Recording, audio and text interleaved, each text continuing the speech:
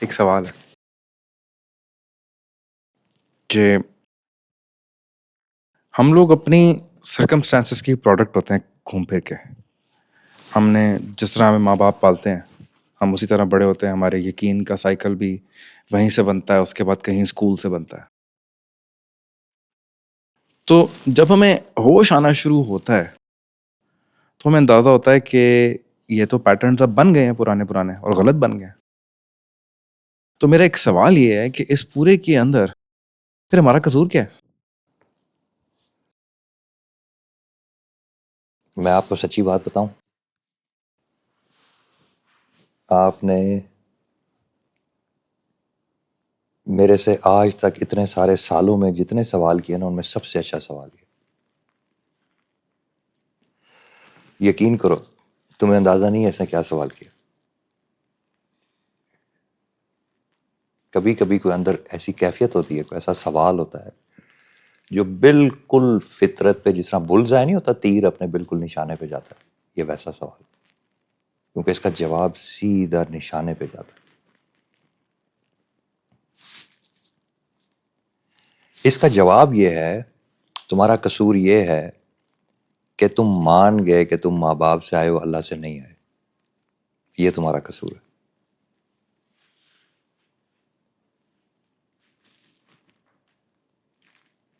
تم اپنے ماں باپ کے بنائے ہوئے رستے پہ چل پڑے, اللہ کے بتائے ہوئے رستے پہ نہیں چلے. یہ تمہارا قصور ہے. یہ وہی قصور ہے جو اماں حوا نے کیا تھا. وہ مان گئی شیطان کے اس وسوسے کو کہ سیب میں کچھ ہے, اللہ کی مشیت کے باہر.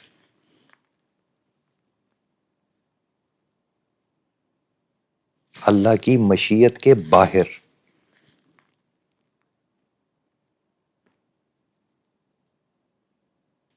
یہ سمجھنے, بہت گہری گہرائی میں سمجھنے والی بات ہے. فرض کرو 2 منٹ کے لیے کہ تم 10 سال کی عمر میں, 12 سال کی عمر میں, 14 سال کی عمر میں کسی بھی وقت زندگی میں اعتکاف میں بیٹھے ہوتے, مسجد میں صاف ستھرا رمضان گزارا ہوتا, اور تم اس یقین کے ساتھ بیٹھے ہوتے کہ میں اللہ کا بندہ ہوں اور اللہ نے مجھے پیدا کیا ہے, اور یہ یقین تمہارے اوپر کامل ہو جاتا ہے کہ خالق ماں باپ نہیں ہے, اللہ ہے, تو تم پر کیا حال آ جاتا؟ تمہاری روح تمہارے نفس سے آزاد ہو جاتی.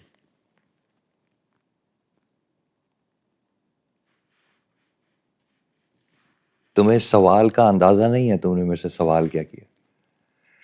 تم مٹیریلزم کو مان گئے, یہ تمہارا قصور ہے. چاہے وہ تمہارے ماں باپ اور تمہارے کلچر کی شکل میں, تم مٹیریلزم کو مان گئے.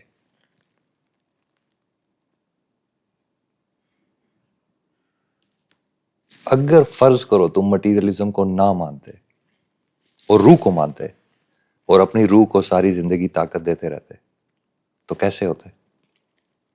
تو یہ جو بڑے بڑے اولیاء کی کتابیں پڑھتے ہو ویسے ہوتے.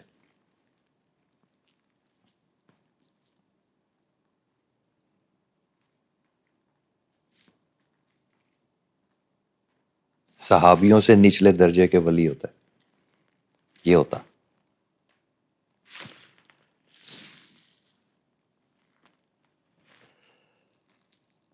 تمہیں کنٹراسٹ نہیں سمجھ آ رہا. یہ جو سوال ہے یہ کنٹراسٹ کا سوال ہے. ماں باپ نے تمہیں دنیا سکھائی تو تم دنیا سیکھ گئے. اللہ تعالیٰ نے قرآن بھیج کے تمہیں نور سکھایا, تم نے نور پر یقین نہیں کیا, تم نے دنیا کی نار پر یقین کر لیا. بس یہ یقین کی بات ہے, اور کچھ بھی نہیں ہے, اور کچھ بھی نہیں ہے. یہ یقین کی بات ہے.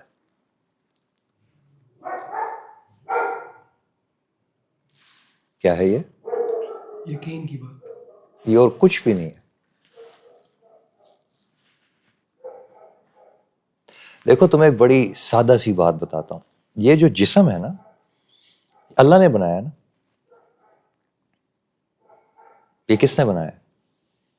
اللہ نے بنایا. یہ جتنی تمہارے اندر فریکوینسی ہیں یہ کس نے بنائی ہیں؟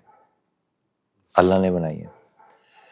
ان فریکوینسیز میں سے نکلنے والی طاقت، صلاحیت، ذہانت، صبر، ٹھیک ہے، یہ سب اس کے اندر کس نے ڈالا ہوا ہے؟ اللہ نے ڈالا ہوا ہے نا. ٹھیک ہے، اس نے تمہیں تمہاری ساری صلاحیتوں کے انکلوڈنگ روحانیت، اس نے ان ساری صلاحیتوں کو فل جوبن میں، فل ظہور میں باہر نکالنے کا رستہ جو بتایا ہے، وہ ہر رسول اپنی کتاب لے کے آتا ہے. وہ اس کتاب میں ہے رستہ سارے کا سارا. وہ کتاب وہ رستہ بتاتی. ابھی میں احکام کی بات نہیں کر رہا، میں پہلے ڈیفینیشنز کی بات کر رہا ہوں. آپ اس کو بحیثیت مسلمان فوراً نماز روزے میں لے جائے. ابھی ہم نماز روزے کی بات نہیں کر رہے، آپ کو پتہ ہے وہ میرا سبجیکٹ نہیں ہے، میں بولتا نہیں. ٹھیک ہے، کہ کیسے تم اپنے نفس کے جال سے، اپنے نفس کے جنگل سے تم آزاد ہو جاؤ گے. کیسے تم اپنے نفس امارہ سے آزاد ہو جاؤ گے، جو تمہارے اندر ہی اللہ ہی نے بن کے اس کو رکھا ہوا ہے، اندر تمہارے اندر کا جانور ہے. پھر اس نے تمہارے اندر ایک شیطان بھی رکھا ہوا ہے. سوچو ذرا، غور کرو 2 منٹ کے لیے کہ اس نے تمہیں ایسا کیوں بنایا. اس نے تمہارے جسم کے اندر کیوں شیطان رکھا ہوا ہے؟ پہلے باہر ابلیس کم تھا کیا؟ اب تمہارے جسم کے اندر بھی ایک رکھ دی. پھر تمہارے جسم کے اندر ہی کچھ تہوں میں اس نے فرشتے بھی رکھے ہیں.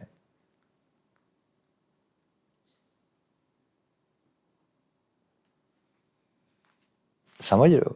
اب تم سوچو کہ ایک شیطان باہر ہے، ایک شیطان میرے اندر ہے، ایک فرشتے باہر ہے، ایک فرشتے میرے اندر ہے، پھر ایک جانور بھی میرے اندر ہے. تو یہ کتنی ساری چیزیں تمہارے اندر ہوگی. پھر تمہارے اندر کیڑے بھی پڑ جاتے ہیں، بیکٹیریا، وائرسز کیڑے ہی ہوتے ہیں نا. پھر پیٹ میں کیڑے بھی پڑ جاتے ہیں، پھر ایک کیڑا باہر بھی ہے، پھر ایک کیڑا تمہارے اندر بھی ہے. تو یہ کتنی ساری چیزیں تمہارے اندر ہے. پھر اللہ تعالیٰ ہمیں یہ بتاتے ہیں، ٹھیک ہے، کہ حوا کو اس نے آدم کی پسلی سے پیدا کیا، یعنی کہ عورت بھی اندر ہے. عورت بھی تمہارے اندر ہے. پھر اب سائنس بھی تمہیں یہ بتاتی ہے کہ سپرمز میں میل بھی ہوتے ہیں، فیمیل بھی ہوتے ہیں، یعنی کہ سائنس یہ کنفرم کرتی ہے کہ ہاں عورت بھی مرد کے اندر ہے. سائنس بھی تو یہ کنفرم کرتی ہے نا. سائنس کنفرم نہیں کرتی کہ عورت مرد سے آئی ہے. سائنس بھی یہ کنفرم کرتی ہے کہ عورت مرد سے آئی ہے. عورت مرد سے آئی ہے. ٹھیک ہے، تو کتنی ساری چیزیں تمہارے اندر ہیں. پھر تم جب ٹیمپریچر لگاتے ہو، تھرمامیٹر لگاتے ہو، منہ میں آگ بھی تمہارے اندر ہے. پھر تم سانس لیتے ہو، ہوا بھی تمہارے اندر ہے. پھر پورا ایک پانی کا میکنزم بھی تمہارے اندر ہے. کڈنیاں ہیں، باتھ روم جاتے ہو، پانی پیتے ہو، پیاس لگتی ہے، پانی کا میکنزم بھی تمہارے اندر ہے.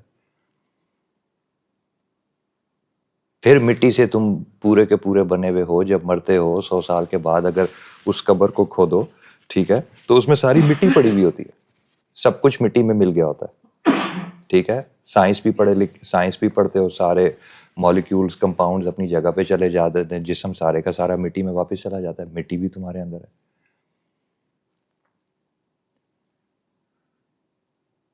تم نے خالق پہ غور کیا.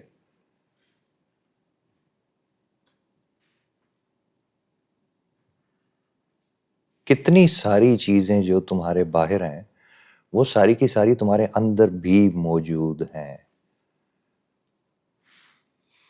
کتنی ساری چیزیں جو باہر موجود ہیں وہ تمہارے اندر بھی موجود ہیں. اس نے کیسے تخلیق کی ہے؟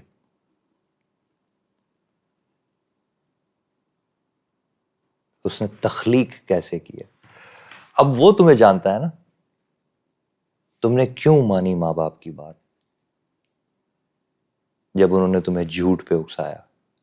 تم نے کیوں نہیں مانی اللہ کی بات کہ میں اس میکنزم کو خراب نہیں کر سکتا، میں یہ افورڈ نہیں کر سکتا. میں اللہ تعالیٰ کی اس تخلیق کو جو میں ہوں، میں اس کو کرپٹ نہیں کر سکتا۔ اگر میں نے اس کو کرپٹ کر لیا اور اپنے اصل خالق جو اللہ ہے اس کی بات نہیں مانی تو میں جہنم میں جاؤں گا۔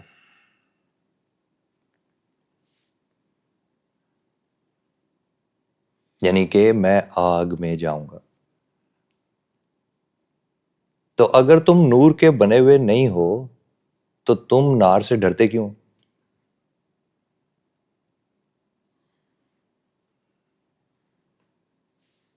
مچھلی تو اپنے ایلیمنٹ میں خوش ہوتی ہے، کیڑا زمین کے اندر خوش ہوتا ہے، پرندہ ہوا میں خوش ہوتا ہے۔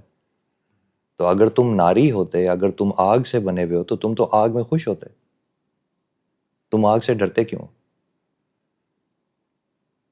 اچھا اللہ بچائے، لیکن تمہاری زندگی میں ایسے لوگوں سے ملاقات ہو جائے گی جو آگ سے ڈرتے نہیں ہیں، جو آگ کو اظہار کرتے، آگ کو بولتے ڈرتے نہیں ہیں۔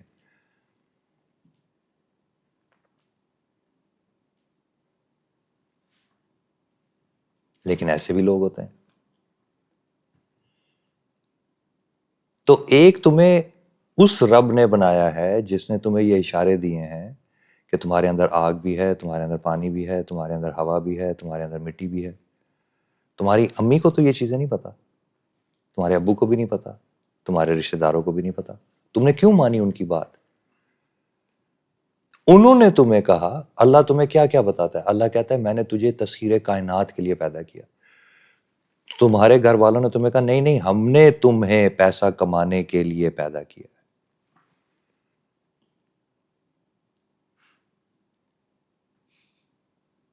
تو اللہ نے کہا کہ میں نے تجھے تسخیر کائنات کے لیے پیدا کیا۔ انہوں نے کہا نہیں نہیں، ہم نے تجھے پیسہ کمانے کے لیے پیدا کیا ہے، پھر اس کے بعد ہم نے تیری شادی کرنی ہے، تیری زندگی ادھاری ہے ہماری، اللہ کی نہیں، تیری زندگی ہماری ادھاری ہے۔ اپنی زندگی میں سے ہمیں ہمارا حصہ دے۔ ہم ایسے زمین پہ رہتے ہیں کہ ہم پیسے کماتے ہیں، ہم اپنے بچوں پر 10 سال پیسے انویسٹ کرتے ہیں، وہ ہمارا مقروض ہوتا ہے، پھر ہم اس کی شادی کرتے ہیں، پھر اس کے بچے ہوتے ہیں، ہم نے اس کے بچوں سے کھیلنا کودنا ہوتا ہے۔ تو کون سے چکروں میں پڑا ہے تسخیر کائنات؟ اورے آ، ادھر آ، ادھر آ، ہم تجھے بتاتے ہیں ہمارے گھروں میں کیسے رہا جاتا ہے۔ ہم تجھے ویسا بناتے ہیں جیسا ہمارے گھروں میں رہا جاتا ہے۔ تو کدھر سے آیا ہے؟ کائنات کے کون سے حصے میں سے بڑا یس نو میں تسخیر کائنات کے لیے زمین پہ آیا ہوں؟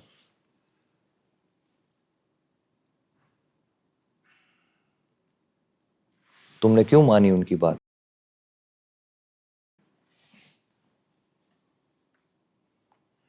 تو تم نے یقین کیا نا کہ انسان ایسے ہوتے ہیں اور یہی انسانوں کی زندگی ہے۔ تم نے یقین کیا۔ فرض کرو اگر یقین نہ کرتے، جب انسان چھوٹا ہوتا ہے اسے فرشتے کھیل رہے ہوتے ہیں، اس سے باتیں کر رہے ہوتے ہیں، فرض کرو تم اپنے گھر والوں کی طرف توجہ کر کے ان سے اردو بولنا نہ سیکھتے، فرض کرو تم فرشتوں سے باتیں کرتے رہتے، تو کیا ہوتا؟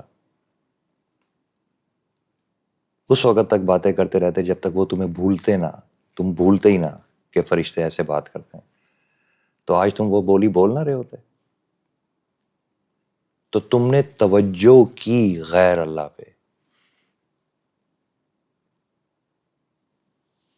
تم نے توجہ کی۔ اب وہ علیحدہ بات ہے تم نے 2 سال کی عمر میں کی، 3 سال کی عمر میں کی، 4 سال کی عمر میں کی، لیکن کی تو توجہ تم نے۔ تو اس سے کیا ہوا؟ دنیا قریب آ گئی اور آخرت دور ہو گئی۔ اب تمہاری آنکھیں ٹرینڈ ہو گئی ہیں انسانوں کی اس فریکوینسی کو دیکھنے کے لیے، تو جنات اور شیاطین اور فرشتے، یہ ساری جو لطیف مخلوقات ہیں، اب تمہیں نظر نہیں آتی۔ تمہارے کان ٹرینڈ ہو گئے صرف انسانوں کی آوازیں سننے کے لیے، تو اب تمہیں باقی آوازیں نہیں آتی۔ اور تمہارے دل ٹرینڈ ہو گئے انسانوں کی فریکوینسیوں کو محسوس کرنے کے لیے، تو اب فرشتوں کا آنا جانا تمہیں محسوس نہیں ہوتا۔ اور تمہاری عقلیں ٹرینڈ ہو گئیں انسانوں کی گنتیاں سیکھنے کے لیے، تو اب اجر تمہارے لیے صرف ایک تصور ہے، ایک خیال ہے، تمہیں محسوس نہیں ہوتا۔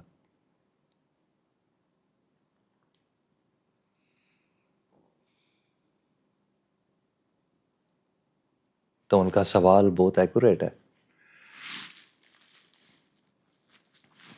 انسان 100% دین فطرت پہ پیدا ہوتا ہے، 100%۔ پھر وہ انسان کھیلنا سیکھتا ہے، وہ 100% ایک روحانی مخلوق ہوتا ہے، 100%۔ 1% اس میں دنیا نہیں ہوتی، 1% دنیا کی ڈینسٹی نہیں ہوتی۔ ایک بچے کا جسم اتنا لطیف ہوتا ہے، اتنا لطیف ہوتا ہے کہ بچے کی روح کو ایسے لگ رہا ہوتا ہے کہ جیسے میں نے ریشم کی ایک باریک سی چادر اوڑی ہوئی، اور اس کو جسم کہتے ہیں۔ اور جب وہ آنکھیں بند کرتا ہے تو بچہ اندر سے مکمل طور پہ سر سے لے کے پیر تک خالی ہوتا ہے، اس کو میس کا کوئی احساس نہیں ہوتا۔ جس وقت تم اس کو زمین پہ رکھتے ہو تو اس کو ایسے لگتا ہے کہ جیسے یہ جو فیدر نہیں ہوتا مرغی کے پر کا اندر والا جو فیدر ہوتا ہے، جو بالکل سارا روئی کی طرح ہوتا ہے، اس کو ایسے لگتا ہے کہ جیسے یہ فیدر زمین پہ پڑا ہوا ہے۔ اس کو اپنے جسم کے بارے میں یہ احساس ہوتا ہے۔ جب وہ آنکھیں بند کرتا ہے تو اس کو پتا ہوتا ہے کہ یہ جو اندر کا جہاں ہے اس کو باطن کہتے ہیں، اور جب آنکھیں کھولتا ہے تو وہ کہتا ہے کہ اس کو ظاہر کہتے ہیں۔ اس کو ساری کہانی پتا ہوتی ہے۔ یہ تمہیں پتا تھی جب تم پیدا ہوئے، پھر تم سب بھول گئے۔ تو اس کو پتا ہوتا ہے کہ باطن اور ظاہر کے بیچ میں جو پردہ ہے اس میں قید ہوں، یہ میں ہوں۔ باطن بھی ایک نور ہے، اللہ کا نام ہے نا، ظاہر بھی ایک نور ہے، اللہ کا نام ہے نا۔ اس کو پتا ہے ان دونوں کے بیچ کے برزخ میں ہوں، جس کو نفس کہتے ہیں، میں ان دونوں کے بیچ میں۔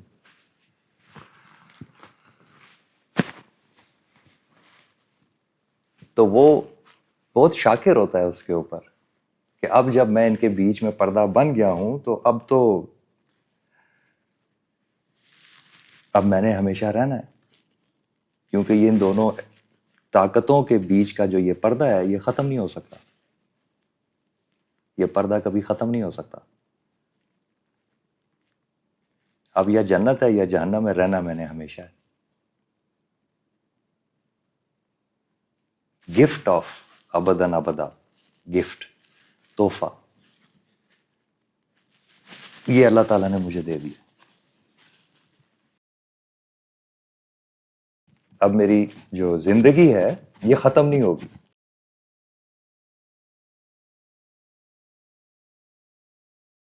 ختم نہیں ہوگی۔ اس لیے جب آپ یہاں آتے ہیں تو فوراً سے آپ کو کان میں اذان دی جاتی ہے کہ آپ ٹھیک جگہ پہ آئے ہیں، اللہ بلا رہا ہے۔ اس لیے آپ کو اذان دی جاتی ہے کہ آپ ٹھیک جگہ پہ آئے ہیں۔ جس نے آپ کو پیدا کیا ہے وہ آپ کو بلا رہا ہے، تو وہ اذان سمبل ہے کہ ادھر ادھر نہیں جاؤ،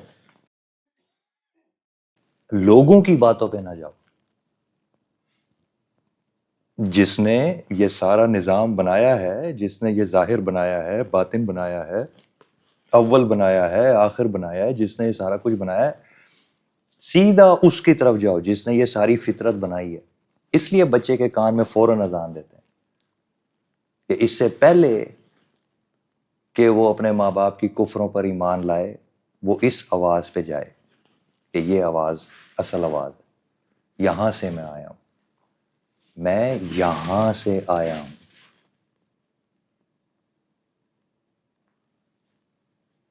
تو ایسے اپنے اندر یقین پیدا کرو کہ تم کہاں سے آئے ہو، ڈرو نہیں، وہ بعد کی بات ہے۔ میں ماں کا، باپ کا فرما بردار بیٹا ہوں کہ نافرمان بیٹا ہوں، یہ بعد کی بات ہے، پہلے مجھے یہ یقین ہونا چاہیے میں بیٹا کس کا ہوں۔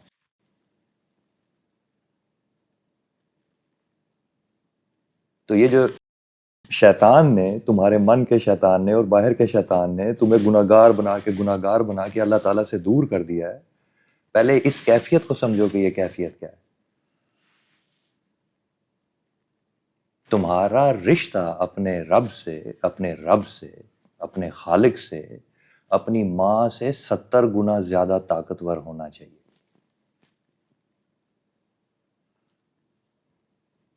کہ جب تم اپنے حقیقی خالق کے ساتھ ہو تو تمہیں اپنے ماں باپ کا نام بھی بھول جانا چاہیے۔ اتنی شدت کے ساتھ تمہاری اپنے رب، اپنے اللہ اور اپنے رسولوں اور اپنے فرشتوں کے ساتھ نسبت ہونی چاہیے۔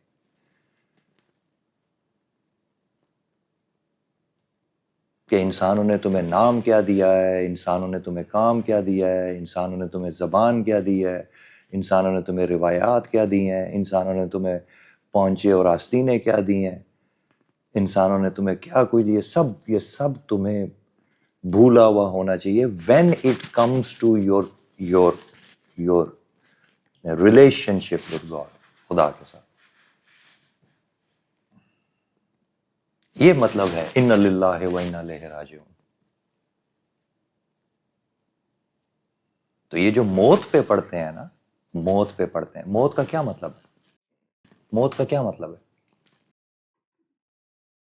موت کا مطلب ہے کہ وہ مخلوق میں نہیں رہا۔ موت پہ یہی جملہ کیوں پڑھتے ہیں اِنَّ لِلَّهِ وَإِنَّا إِلَيْهِ رَاجِعُونَ؟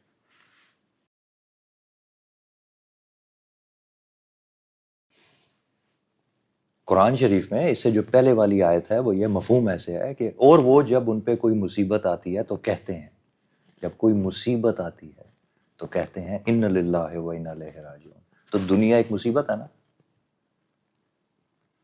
یہ جو انہوں نے سوال کیا یہ ایک مصیبت ہے نا، تو اس مصیبت کا جواب کیا ہے جب دنیا تم پر طاری ہو جائے؟ بھول جاؤ دنیا کو اور کہو اِنَّ لِلَّهِ وَإِنَّا إِلَيْهِ رَاجِعُونَ۔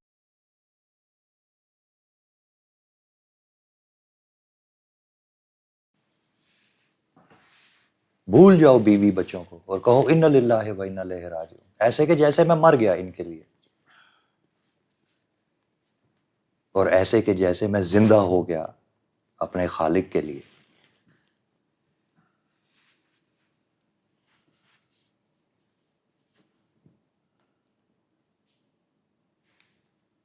تو انتظار نہیں کرو ایک دن، انتظار نہیں کرو ایک دن جب ہاں زبردستی میں انسانوں کو چھوڑوں گا، زبردستی میں اپنی دنیا کو چھوڑوں گا اور گھسیٹ گھسیٹ کے مجھے جو ہے وہ میت میری اٹھا کے جو ہے لوگ مجھے جا کے زمین کے اندر ڈمپ کریں گے تو اس دن میں اپنے رب کے پاس جاؤں گا، ورنہ میں نے نہیں جانا۔ آج ہی ماشاءاللہ صحت میں، جوانی میں، ہوش میں، آج ہی جاؤ۔ تہجد کی نماز ایسے پڑھو کہ میں مر گیا انسان کے لیے اور زندہ ہو گیا خدا کے لیے۔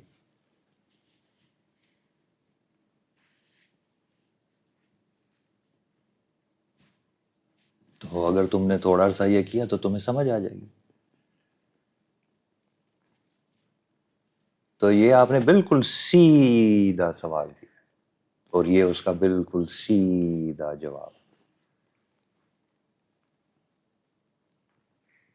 اس میں کوئی لمبی چوڑی بات نہیں ہے، یہ یقین کی بات ہے۔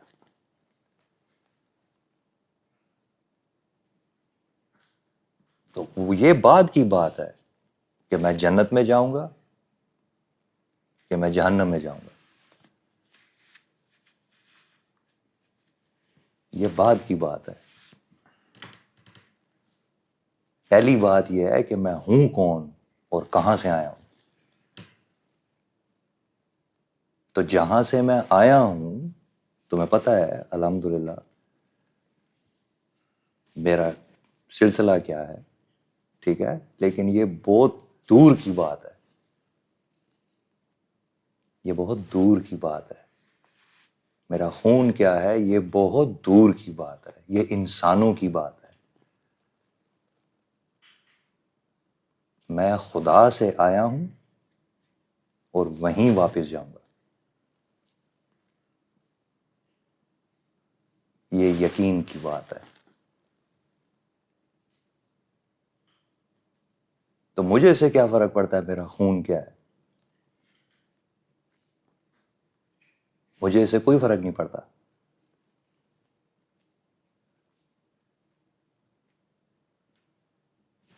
اس بات کو سمجھو.